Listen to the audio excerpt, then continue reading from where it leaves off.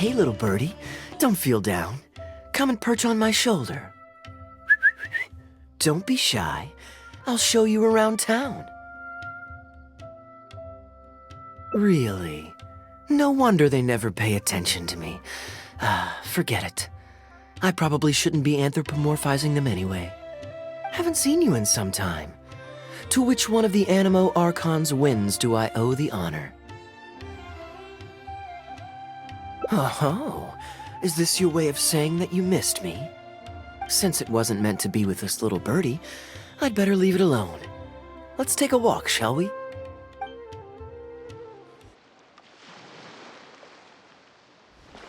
If you're wondering why I'm here, Jean's been worrying about trade safety recently.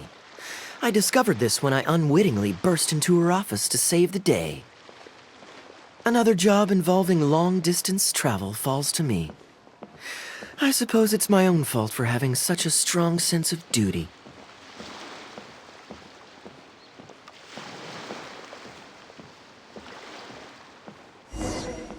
Still, on the bright side, business is now taken care of. And I have unused travel funds, so I was planning to...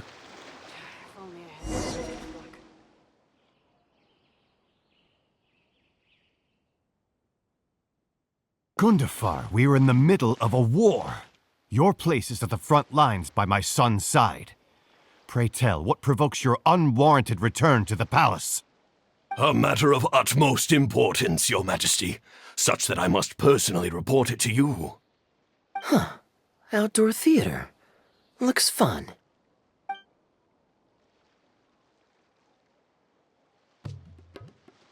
Actually, yes. I saw some guards do a musical performance when I was traveling with their caravan in Sumeru. They were desert dwellers. So are these actors. And I think I actually recognize one of them. Come on, let's go watch.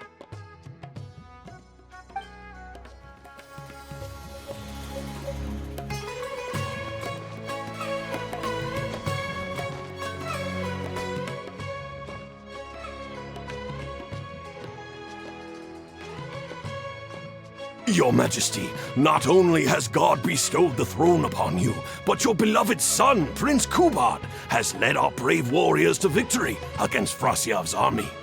His men have laid down their arms and fled. Frasyav's brazen ambition is no more. He has bowed his head and now presents to your Majesty an offering of treasures and hostages, as well as a plea for peace. My king, this battle has finally restored the dignity of our people. Moreover, with Frasyav's offer of land comes the opportunity to expand our borders, as your Majesty so greatly wishes. His Highness the Prince and I believe this peace settlement will be a great boon to our nation. It is for this reason alone that I have removed my armor and made haste back to our halls from the front lines. My king, what say you to this proposal? Ah, it's the tale of Prince Kubad. Ever heard this one? Don't worry, I still remember the general plot. Let me fill you in on the background while the king deliberates. The main characters are the brilliant Prince Kubad and his war-hungry father, King Kabus. The one talking to the king right now is Gundafar, the prince's tutor. When the prince was young, the king was deceived by a malicious rumor that the prince had mistreated his stepmother. He demanded that the prince walk through a blazing fire to prove his innocence. Miraculously, the prince emerged unscathed, thus proving his innocence. But the seeds of doubt had already been sown in the king's mind. Now uneasy in the presence of his mistrustful father, the prince requested to be sent away to the battlefield where he would fight against Frasyav's army. That's the enemy general we heard them mention just now. This is the part where the prince has won the war and decided to forge a peace with the rival nation. He wrote a letter recommending peace to his father. Oh, it looks like the king's made up his mind. Let's keep watching. Frasyav lost because he did not have the blessing of God. Our God will always watch over us and punish our enemies. Once the bells of war have begun to toll, they shall not cease until the blood of our enemies fills the land. There can be no victory until the last enemy soldier has fallen. If Kubad still wishes to be my son and hold the intaglio I bestowed upon him as proof of his royal blood, then he must obey my command. Your Majesty, I must caution that a nation destroyed is not a fallen city writ large. Now, the loss of one city strikes fear into the hearts of our enemies, compelling them to accept defeat and cede land in exchange for peace. If, however, we insist on bringing a whole nation to its knees, then so long as a single person is left standing, they will see us as their sworn enemy, and one day return to us tenfold the pain that we have inflicted on their nation and family. My king, a people is to their nation as wild grass to the open prairie. Though we burn down the whole field and spare not one blade of grass, roots continue to grow unseen beneath the surface. Come the spring, it is all but inevitable that fresh green shoots will rise up from the ashes. Cease, Gundafar. Your mind grows dull in your old age, filled with naive delusions. We shall have no more need of you on the battlefield. As for my son Kubad, I will summon him back to the capital, so he may be tried by a court-martial. What are you saying, my noble king? Why must you mistrust your own flesh and blood and sink ever deeper into the blight of hatred? When he was falsely accused, you once doubted his honor and made him walk through a raging fire. Did he not prove himself worthy by emerging unharmed from the flames? Now you would turn me away when I seek only to provide the wisdom of counsel. What is the justification for this? The justification is that my word, not yours, is the law of the land. Cease and be gone, Gundafar, so you may spend the rest of your days with your wife.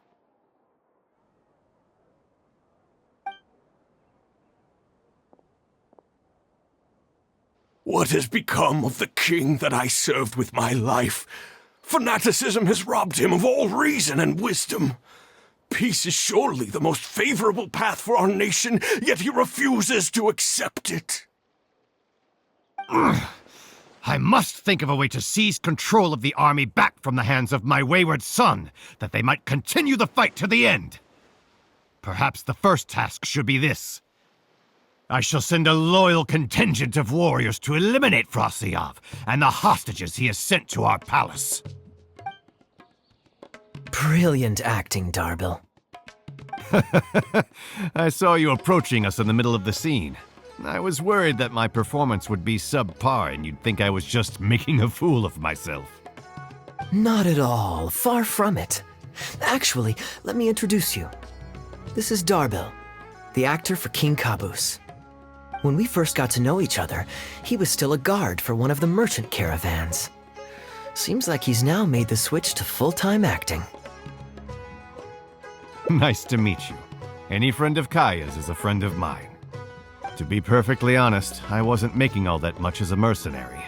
It felt right to me to get away from the danger and live a more stable life. I was already pretty good at telling stories, so I just recruited a few friends and started performing shows all over the country. Full disclosure, we had to put this little stage together using whatever wood and cloth we could borrow. It's really low budget.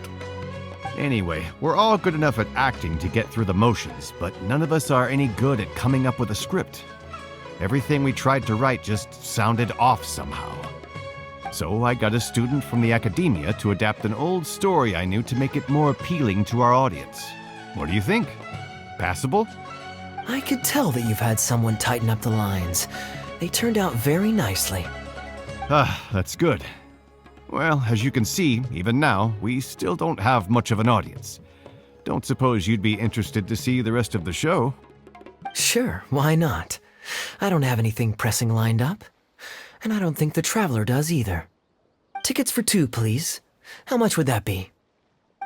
There's no need for tickets. You could just get some food from Jafar Tavern. We've worked out an arrangement with them. We've actually found a sponsor for this performance, too. He's not too happy about the poor turnout, though.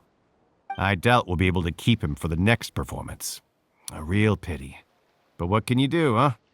Darbil Asgar still hasn't shown up for the next scene. We should get his costume and sword out so they'll be ready to go the moment he gets here. My apologies. I have to get ready for the upcoming scene. I'll see you from the stage.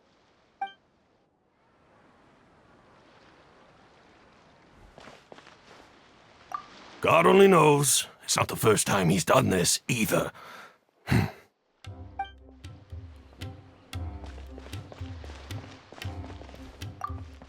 Where in the Seven Nations is that little twerp? The next scene is about to begin.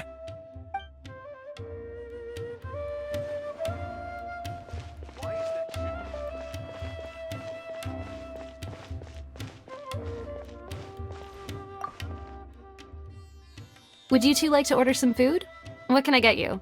If you're looking for recommendations, today's special is the tandoori roast chicken. Bear with us a moment. We're just going to take a look at the menu. I was at Port Ormos discussing some business opportunities, and some crook was trying to pull a fast one on me. Darbil took pity on me and politely asked him to make himself scarce. He's a good guy. A decent storyteller, too. Quite an interesting character. There's a lot of fun to be had if you hang around interesting people doing interesting things. Especially if you're in the company of an interesting friend. That's my secret formula for staying in a good mood. Try it out sometime. You'll see what I mean. Thanks for waiting. We're ready to order now. We'll take you up on that tandoori roast chicken. And let's throw in some desserts, too. One each of the rose custard, that tulumba, and the patisara pudding, please. That should see us through the show.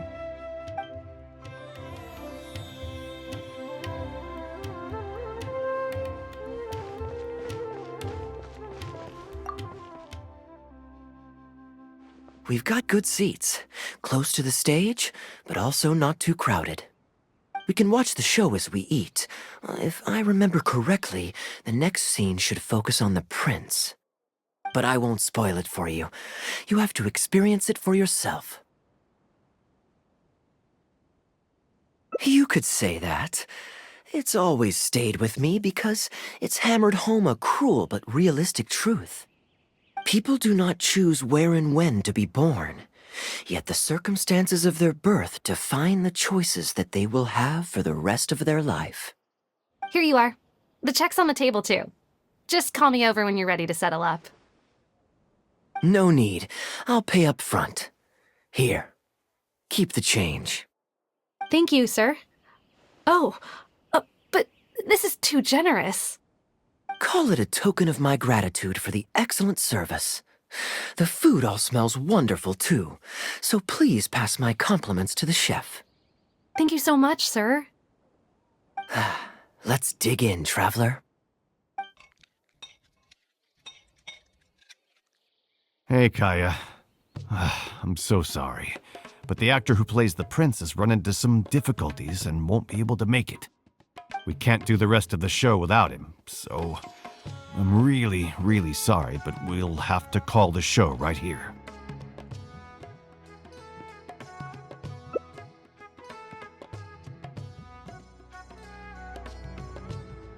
Ooh, that would be fun. I wouldn't say no. Darbil, would you lose any income if I were to mess this up?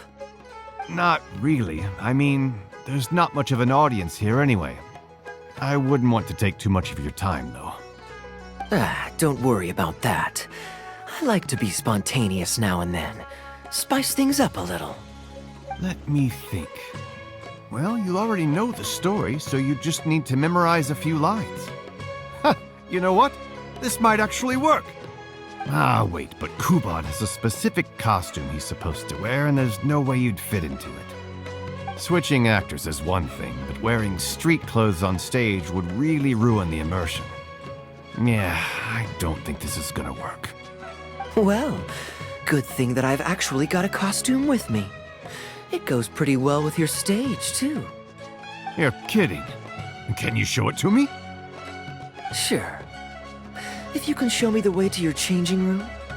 It's in the restaurant. Follow me.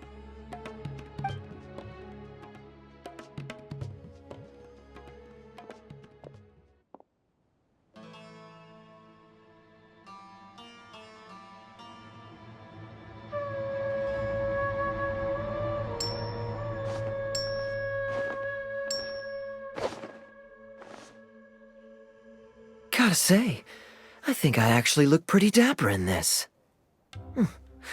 It's a pity I don't have many opportunities to wear it in public.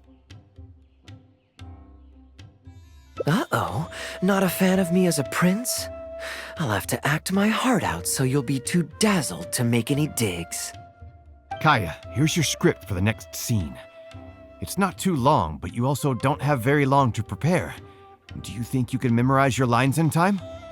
Only one way to find out.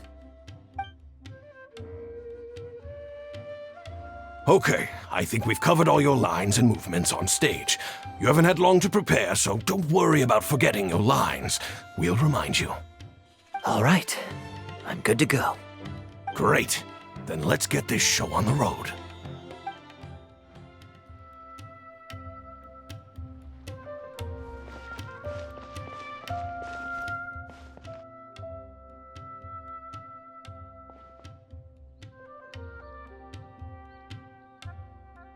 General Kubad, son of Kabus, the fate of this battle is clear. I beg you, please spare my few remaining men. They no longer have the strength to fight back. Frasyav, though you now lead only the husk of a once mighty army, I have no desire to crush your dignity. Even your most savage warriors have no desire to see further bloodshed, and none among your ranks have opposed these peace talks. Nevertheless, I must hear it from you one final time. General Frasyav, do you agree to sign a treaty in good faith and commit from this day forth to peace between our nations? With my army in ruins, I am in no position to do otherwise, but on this, I give you my word. Yes, let us end our hostilities and send our surviving men home to their families. We share the desire to lay down our arms for good and liberate our hearts from the dirge of hatred. Then as God above is our witness, by the authority vested in me by this intaglio of King Kabus, I hereby declare that I will spare your hostages and what remains of your army. May peace be restored to this land, and may these fields of war become a place where crops grow aplenty. My tutor, Gundafar, has already made haste to my father, the king, with the recommendation of a truce. It is my sincere hope that he will see that peace as a path to prosperity and grant me his blessing. Prince Kubad, your name is renowned throughout your land and ours. I will place my hope in your words. One will find on a battlefield no master of ceremonies, nor the paper on which a treaty may be signed. In their absence, let us raise our weapons and swear an oath. I, Kubad, son of Kabus, hereby pledge protection to you and all of your kin. May the oceans be stained red with my blood if I am ever to renounce this oath. Wow, your friend is so dreamy. He's not a real prince by any chance, is he? Hey, Rashana, you don't want to miss this. The good-looking guy who left that huge tip is acting on stage with Darbel's troupe. Darbel's one lucky man. I return, Your Highness. I hope I'm not too late. Have you already promised peace to Frasyav? Nay, I am not so rash as to preempt my father's blessing. I promised only what I could so far, the safety of his kin. My child, I must share with you the gravest news. Kabus has become blinded by fanaticism and hatred, and will stop at nothing to vanquish every last man under Frasyav's lead. How can this be? You mean to say that my father has rejected our proposal for peace? He has indeed. I urged him to reconsider, and for this I was rebuked and dismissed from his service. But far stricter punishment than this awaits you, should you return home with your troops. Please heed my warnings, dear child. I dare not imagine what unspeakable atrocities your father intends to commit. Nay, the truce must stand. I cannot renounce my oath.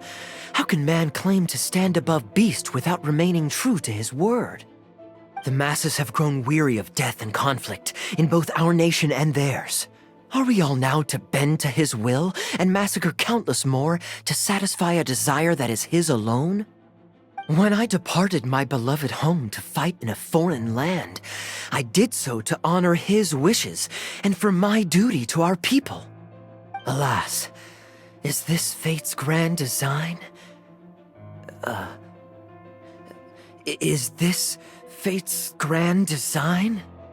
Kaeya, the next line is, "Alas, is this fate's grand design, that I should spend the rest of my days in a foreign land, till I am laid to rest in a grave far from home?" Must it be so? Huh? Wait, that's not part of the script. Kaeya, did you not hear me? My dear audience, I ask you this. Do you believe in fate?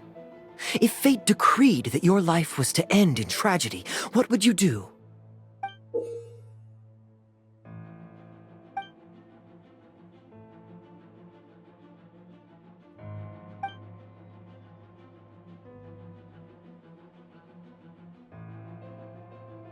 Oh? Then so must it be. Yes, so must it be. I shall discard this intaglio and rid myself of the shackles of fate. Wait, but that's not...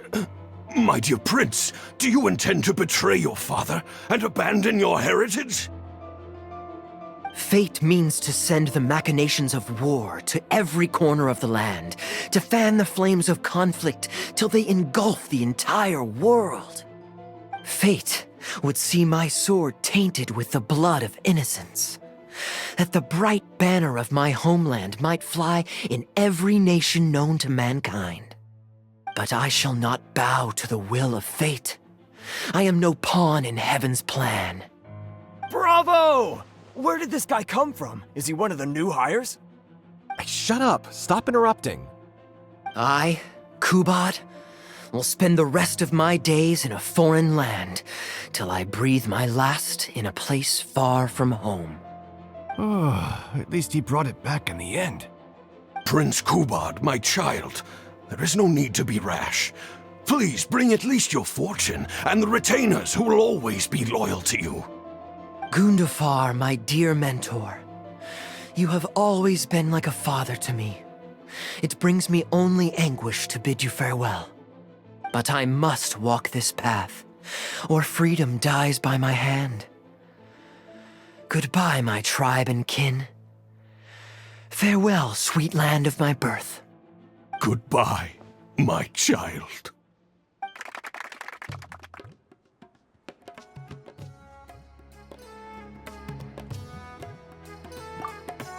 The show's pretty good.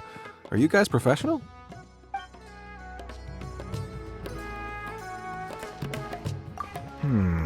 I wonder if I should go strike up a conversation with him.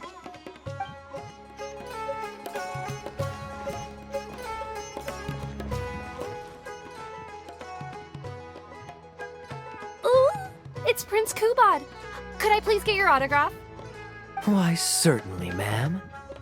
Ooh, thank you. I'll just go find a pen.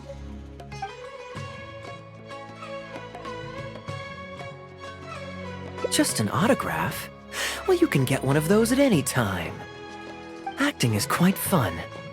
If there ever came a day when I left the Knights of Favonius, I think I might go into acting full-time.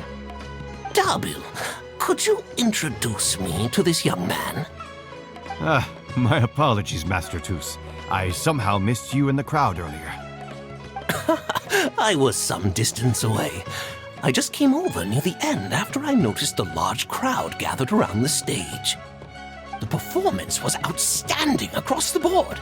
I knew that the poor turnout over the past few days was just bad luck. It was only ever a matter of time before you hit it big. The improvised section was particularly good. I think you could include some improvisation as a staple in future performances. As for the prop he threw, no need to get it back. It's fairly cheap anyway. Thank you, sir. And a big thanks also to our wonderful prince. Had Kaeya not agreed to fill in, we might have disbanded right on the spot. Kaeya, was it? Well, young man, I must say you've made quite the impression on me. My caravan is always loaded with the finest food and wines. You're welcome to visit at any time. Thank you for the invite, sir, but I'm afraid I've reached the end of my time at Sumeru.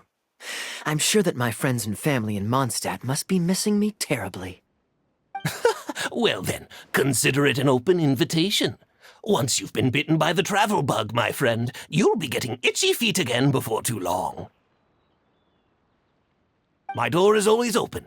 If you're ever interested, please ask Darbil to reach out to me. Darbil, we can continue discussions on the sponsorship once you've wrapped up today's show. I'm going back to the inn. Thank you so much, Master Toos. I'll see you shortly. Seriously, Kaeya, thank you for bailing me out again. You're a good guy. May the gods bless you. You know, you should stay for a few more days. I owe you a meal at the very least. Darbil, Asgar is back. He lost track of time playing Genius Invocation TCG. You've got to sort him out. Genius Invocation again? Ah, that does it. That kid's not getting away with it this time. Please excuse me, Kaeya. I will be right back. Sure, there's no rush. Okay, I think they're all gone. Let's slip away now while we can.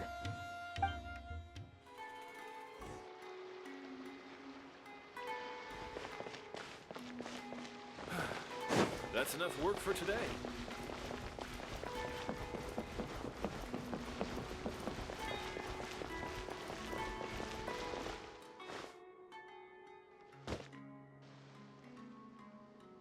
All right, this should be far enough.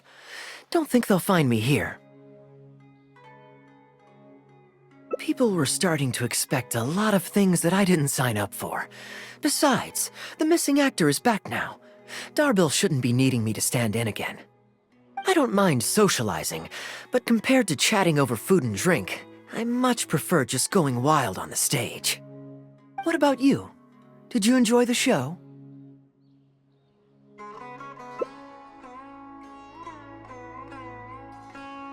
Oh?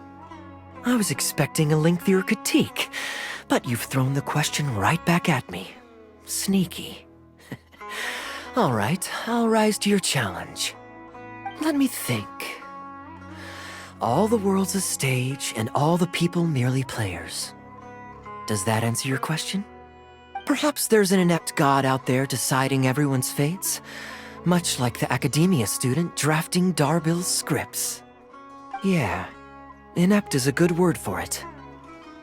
Honestly, it might even be a little too civil to describe a god who turns fathers against their sons and is bent on endless warmongering, don't you think? Anyway, that's exactly why actors need to wake up and realize they don't have to follow the script. There's nothing to stop them from following their gut and making it up as they go along.